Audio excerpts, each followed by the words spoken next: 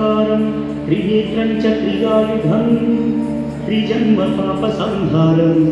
एकबिल्वं शिवार्पणम् त्रिशाखैः बिल्वपत्रैश्च अच्छिद्रैः कोमलैः शुभैः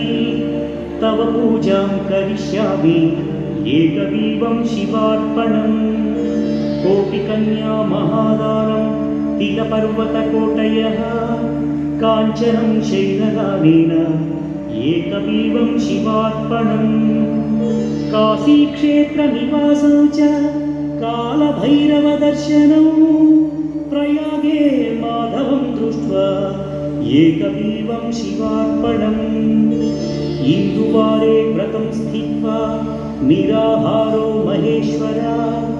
नक्तं भविष्यामि देवेश एकबिल्वं शिवार्पणम् रामलिङ्गप्रतिष्ठा च वैवाहिककृतं तथा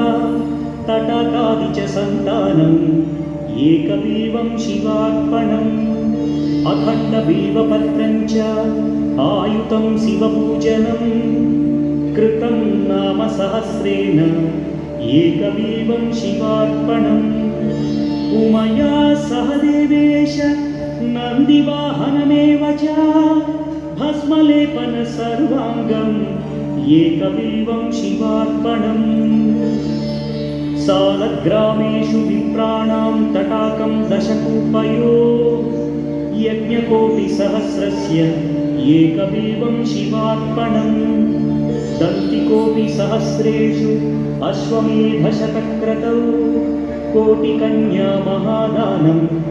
एकबिल्वं शिवार्पणम् बिल्वानां दर्शनं पुण्यं स्पर्शनं पापनाशनम् अघोरपापसंहारम् एकबिल्वं शिवार्पणम्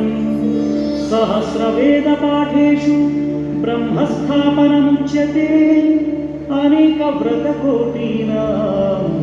एकबिल्वं शिवार्पणम् अन्नदानसहस्रेषु सहस्रोपनयनं तथा अनेकजन्मपापानि एकबिल्वं शिवार्पणम् बिल्वाष्टकमिदं पुण्यं यः पठेत् शिवसन्निधौ शिवलोकमवाप्नोति एकबिल्वं शिवार्पणम्।